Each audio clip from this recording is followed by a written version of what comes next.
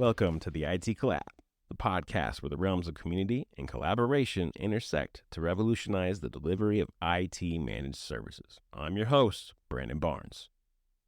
Whether you are an experienced IT professional seeking to expand your skill set or a visionary business leader in search of innovative solutions, we have you covered. Our experienced guests, comprising of industry veterans and thought leaders, will offer invaluable perspectives and insights to guide you through the dynamic landscape of IT. So, let us embark on this thrilling journey together. Let's go.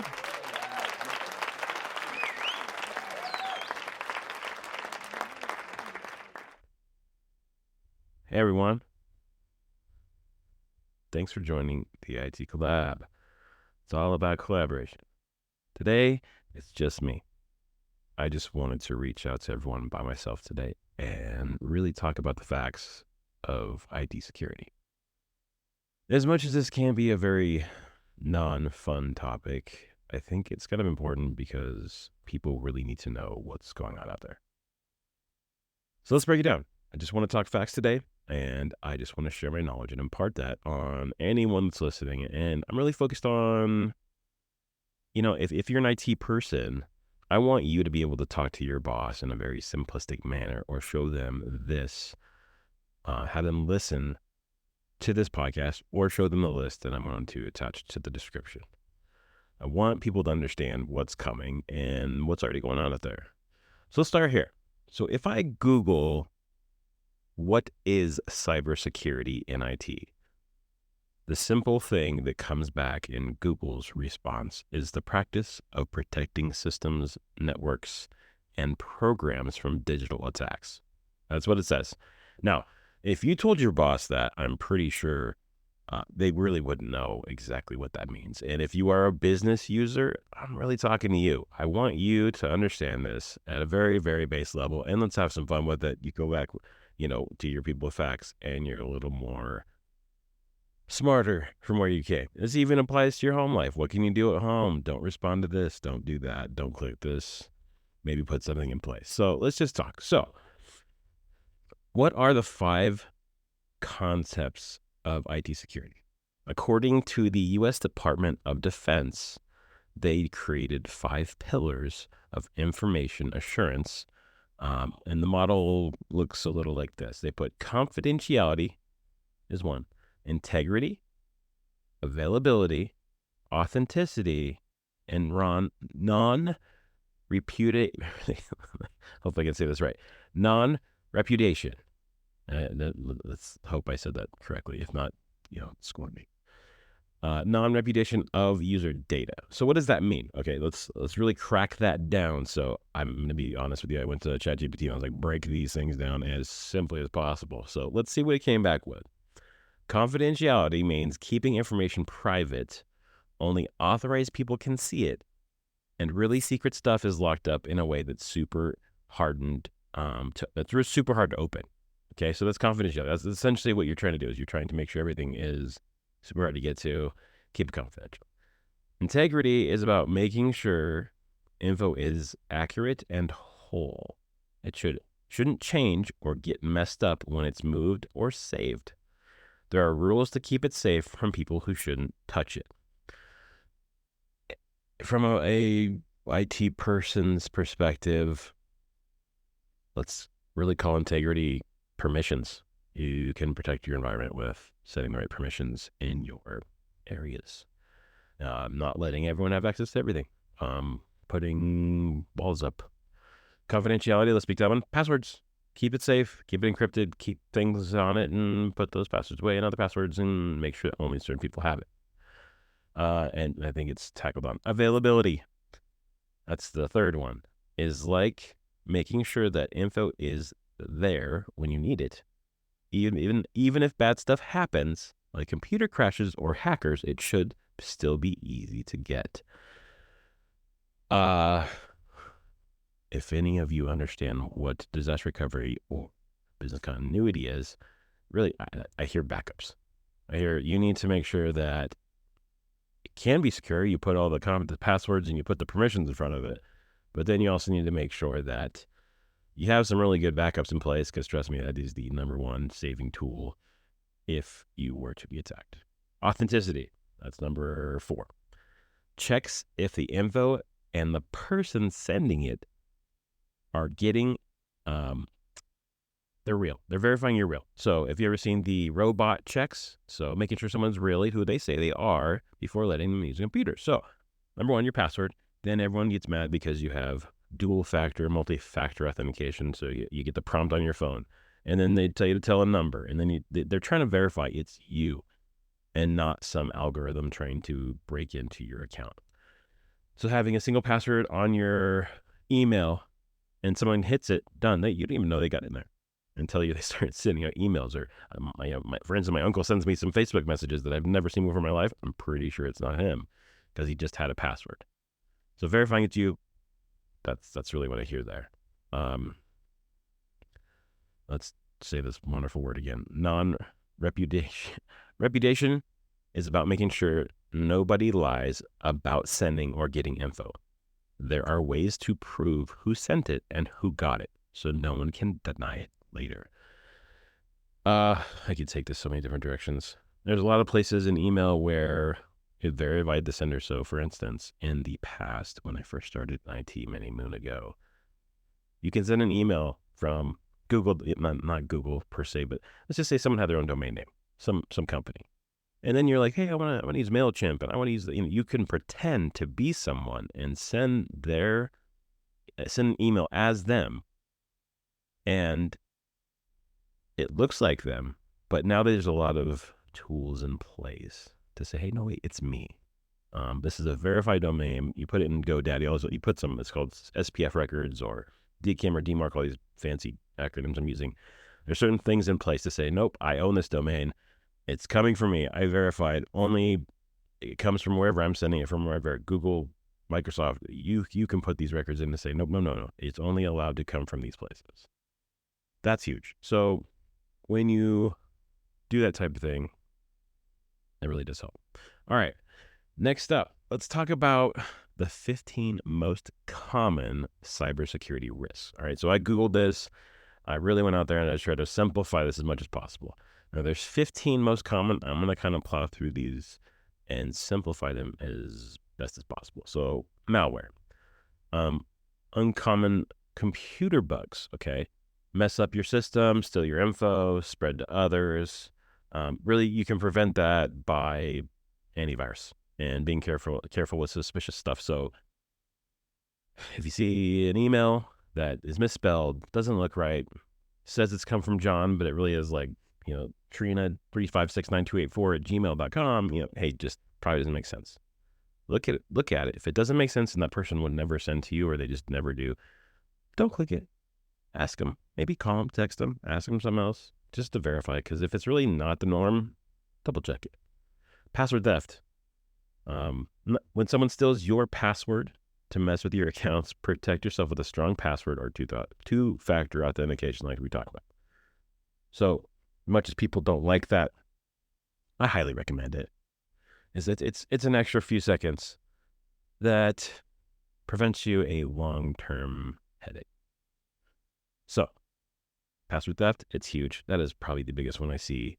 And when they get in your system, they can really wreak havoc. Traffic interception. This is where bad guys listen to your online talks. They steal your info, and they also use, safe websites, and, they do a lot of things to mess with you. I like stories in this realm. I want to make this simple. So with traffic interception, they break into your account. They'll pretend to be someone. And then if they can, they'll even send something like a payment request. So if they get to your accounts payable people, if they get to your owner, this is where you really see those funny/not funny stories of Susie, the new person at the office, who all of a sudden got a request from the owner saying, hey, Susie, can you please go get me some, Apple gift cards. Go give me $2,000 in Apple gift cards. Scratch off the back. Send me the pictures of all the Apple gift cards. I've seen it get as bad as, hey, can you please, send $200,000. We just have a new wire transfer number here, account numbers, blah, blah, blah. And they get sent. I've literally seen companies lose $200,000, and it's sad. So traffic interception is huge. And to prevent it, number one,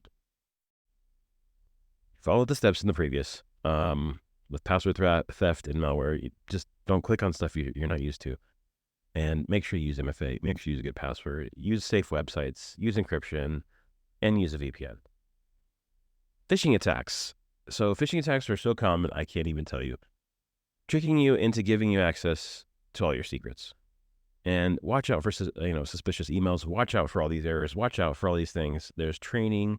We're constantly sending out emails to people to really try and be aware that even if it's not someone you would really see this coming from, don't do it.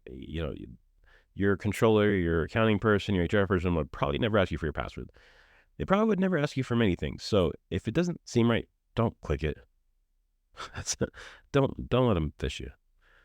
DDoS, DDoS. These are not very common to most companies, but this is something where they would overload. So think of a concert. Everyone's trying to go to a Garth Brooks concert, and you have about 3 million people trying to hit one server at one time. It overloads it. It doesn't know what to do and crashes the server. So if they're trying to mess with you, they can create some type of algorithm and basically overload your network traffic and blow up, or, well, in metaphorically, overload your system and crash it. That's a DDoS. That has to be organized, coordinated, and usually a firewall really helps you in that instance. If they can blow up your website because it's to the how you put it. Websites are external. However, people like GoDaddy, people like your bigger website hosts have systems in place that would automatically catch someone trying to overload it, and they would try and block those sites from hitting the traffic and blowing those up. So having a really good system in place. Now, if you had hosted your own website, maybe be cautious. Cross-site attack. Bad code messes with websites on your computer. You really just use encryption and script blockers, can help with that. It's not very common. I'm not too stressed about that one. Zero-day exploits. This one's kind of weird. This is where they actually go into your system and find, not your system, let's put it this way. This is where they would go into and dig through some type of, your computer. For instance, the last, attack we had was in the actual Microsoft that I can remember, was in the Windows 10 operating system. So they spent all this time trying to figure out some type of window, digging through the operating system, digging through all these different layers to figure out, hey, what can I affect all the systems? Because what they're trying to do is a mass event. And there was another one for a firewall. So there was a 4-gate firewall that they found a zero-day attack for. And, once Microsoft kind of finds that, you have to go through the other levels. That means that thing would have to go through your firewall, would have to go through your systems, through your own security, through your own antivirus. And then once it actually hits, it wasn't, as bad as they thought. It's still be smart, it's still smart. So what would I recommend? And what does this recommend?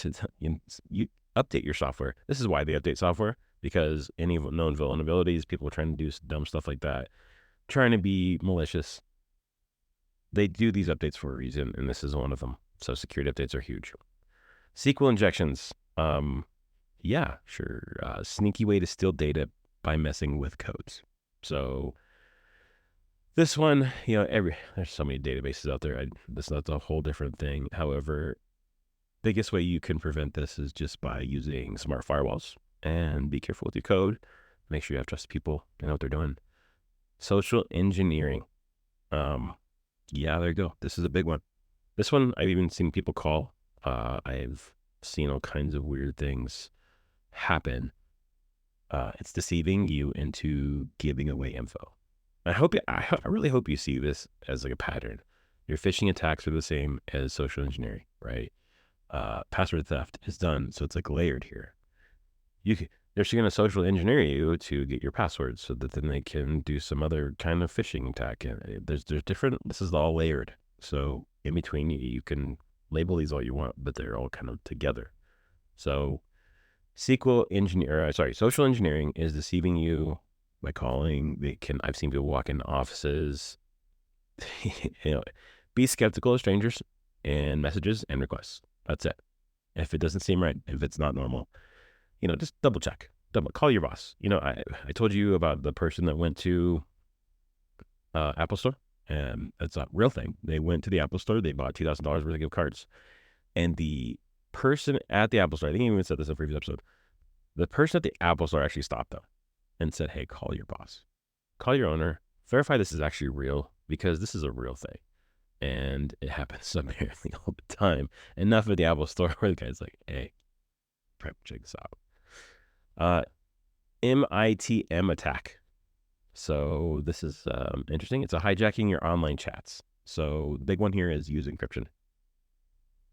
I haven't really seen that one from my standpoint, but I have heard of it. Ransomware. It locks up your computer and asks for money. Basically keep your antivirus up to date and don't click on suspicious links. I see this all over social media where these guys really push after older individuals. I think more than anything, they take advantage of people. They want to get on your machine. They want to, put their own code on there. It's like a temporary code to make it look like your bank account does something different. Then they guilt you. I mean, this is bad. Hopefully, most of us in the business realm don't fall for this, but always, always, always call your IT team. Immediately shut off your computer, unplug it, and call someone. Whatever they say, whatever happens, just call your IT person, call your IT support. You'll save yourself a lot of time if you just shut off your computer, unplug it from the internet, and I don't care. Press the power button right now. Just do it and call for support. And once again, with that training, don't click on suspicious links. Don't click on weird websites. Don't go searching for random stuff, and don't click on weird emails. If it doesn't look right, delete the email. Cryptojacking. Cryptojacking uses your computer for cryptocurrency mining. That's interesting. I don't know if anyone really, I've seen this in a few cases, but this isn't where I've seen someone cryptojack. I've seen people use power at a school or other places to mine cryptocurrency. If anyone knows mining cryptocurrency, it's not like they're digging. They're really just keeping records. That's all. It's really record keeping. But you can get cryptocurrency for keeping. So it's really what it is. So keep everything updated. They're just trying to steal your power. They're trying to steal your resources, because doing this crypto mining can be very expensive. So I suppose they're just that they're just trying to really use your system for its resources. Next would be water hole attack. Infects websites you visit often. So use antivirus and avoid suspicious sites. Do not click on it if it's not right, and just leave. And once again, if something happens, turn off the machine, take it somewhere. Fastest thing to do. Drive-by attack. Sneaky code on websites that you don't have to click on. Once again, avoid sketchy websites. What is a sketchy website? If it's misspelled, if it looks weird, and the biggest one I would say is if most people commonly use a easy to use, easy to read, marketing specific address up top. So look at the web address. If it says some really long generic thing or just doesn't seem right, don't click on it. I think the biggest thing, if some message comes from Microsoft.com, it should say Microsoft.com. If it ever says Microsoft.click this, then that.com, then it's not coming from Microsoft. It's coming from somewhere else. It's not. So if it's not coming from if it's not coming from HP.com, it's not coming from yourbank.com, and it says, banking whatever the name of the company is, something completely different than that. That's not okay. It's usually 9 times out of 10, not the right thing. It's malware. It's something bad. It's a bad address. So don't click it. Please don't. Trojan virus pretends to be good software, but delivers bad stuff. So I have seen this more when people are just trying to get freeware all the time. they click something or on a website when it says, it's a drive-by as well, trying to get a free download of 7-Zip or something interesting, some weird software. And it says download, but the real thing is you don't have to click that download button because it takes you somewhere completely different. So you just really want to click on what what you're trying to click on. And like, once again, maybe take a class on what websites to use. All right.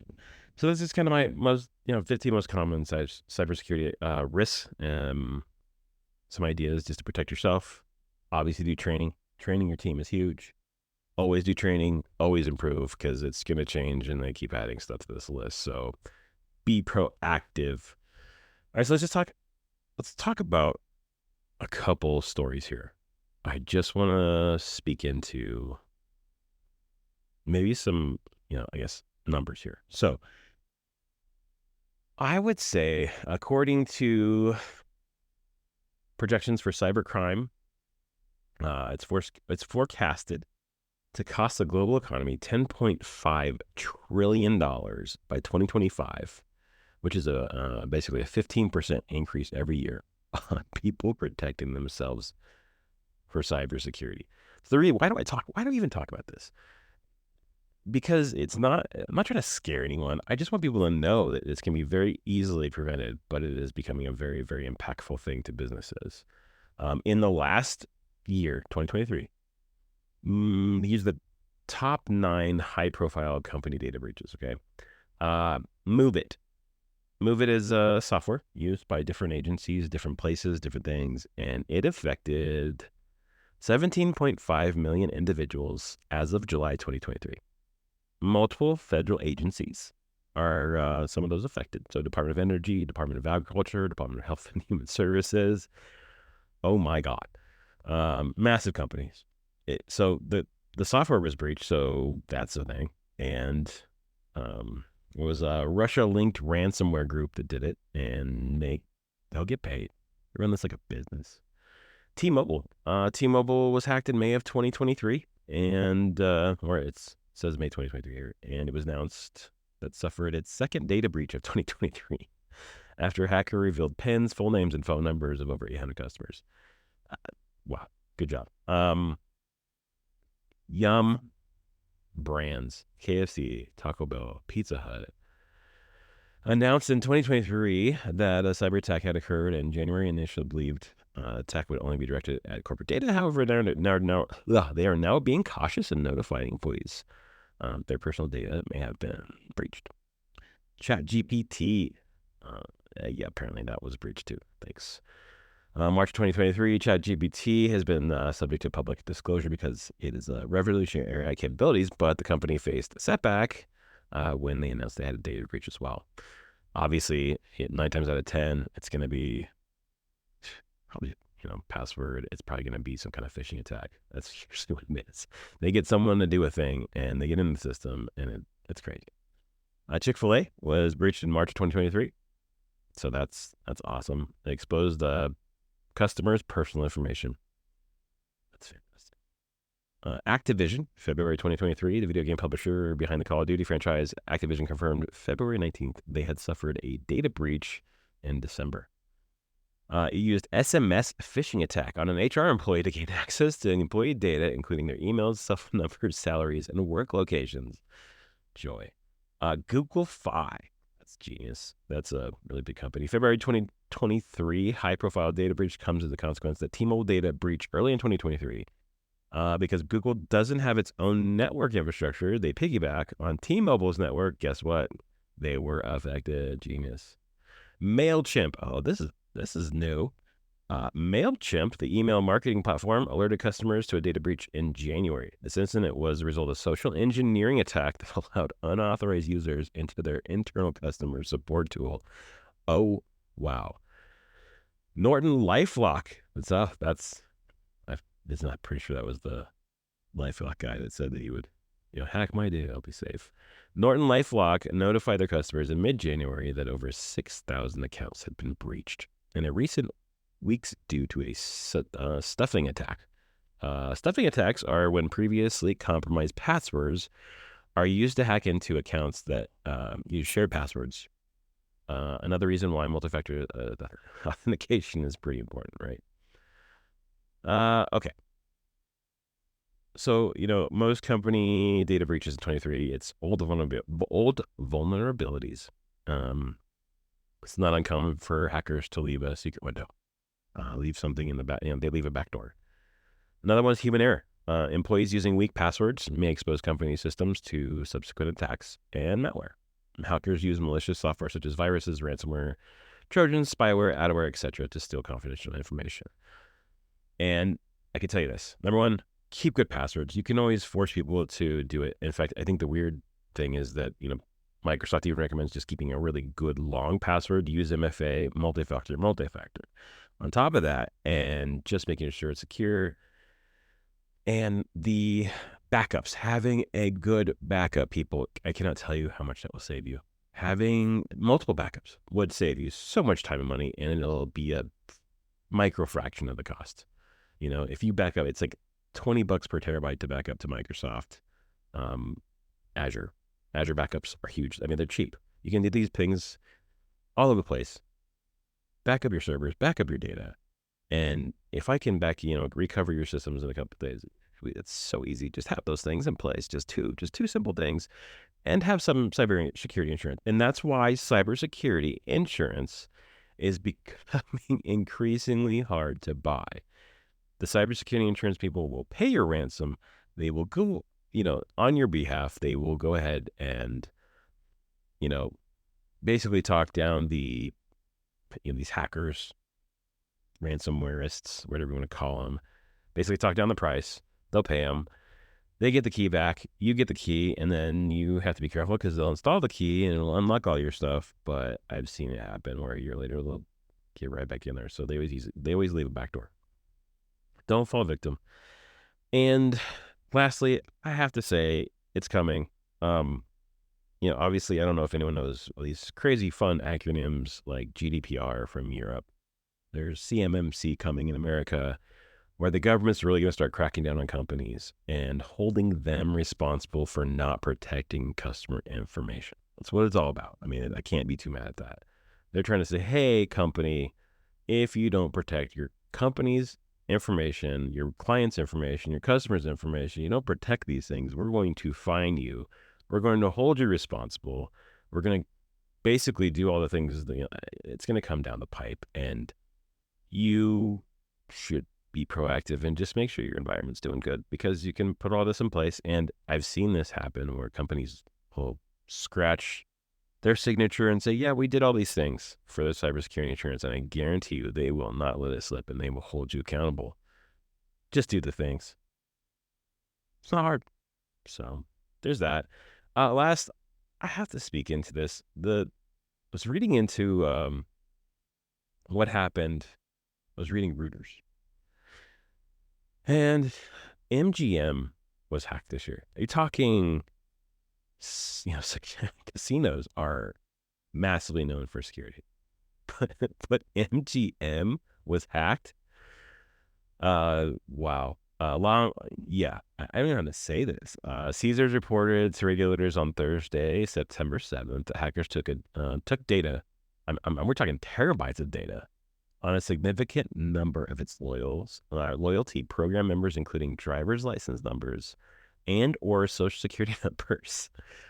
Wall Street Journal reported Caesars had paid ransom, but Caesars declined at Reuters' request to comment on the matter. Wow.